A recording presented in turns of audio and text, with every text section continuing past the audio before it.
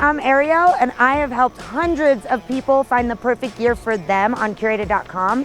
And today I got to ride the GNU Ladies Choice in a size 148.5. Just so you all know, we are not sponsored by any brands, and all of these reviews are completely unbiased. If you like what you see, make sure you hit that subscribe button to hear more reviews from all of these great curated experts.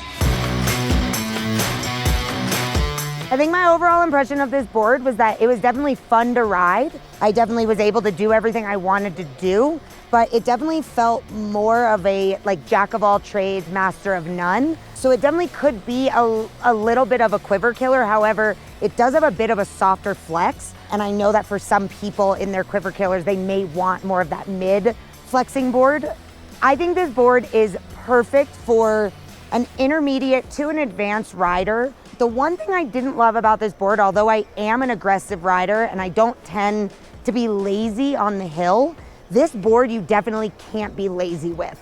I almost want to say that it was hard to turn. Going from edge to edge was not the easiest, but that's because you have to put some effort into it to actually get it to do what you want. So if you are someone that just really likes to just cruise and kind of just subconsciously let your legs do what they want to do underneath you, this probably is not going to be the easiest board for you, because it definitely had to get some user behind it to actually make those turns, which is why I wouldn't necessarily recommend it for a very beginner snowboarder who's kind of learning how to make those turns, and they might want to be on a board that kind of helps them and supports them a little bit more making those turns.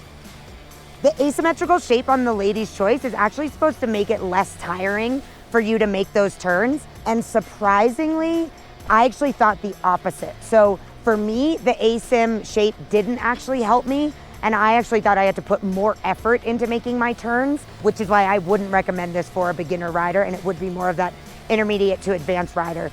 This is Jamie Anderson's board. She rips the entire mountain. It definitely has a freestyle mindset behind it. It is definitely meant to make the entire mountain your playground. It can carve deep. It's got a large camber dominant profile, especially under the feet, which will give you that locked in precision while you're in those deep carves. But then it's also going to give some crazy pop when you're going over jumps, side hits, anything like that. And honestly, when I first got on this, it's always my goal to jump as much as I can on each run. And this was the one board that I rode where all I was doing was just ollies, ollies, ollies, ollies, everything I could find, because it really does like to spend some time in the air.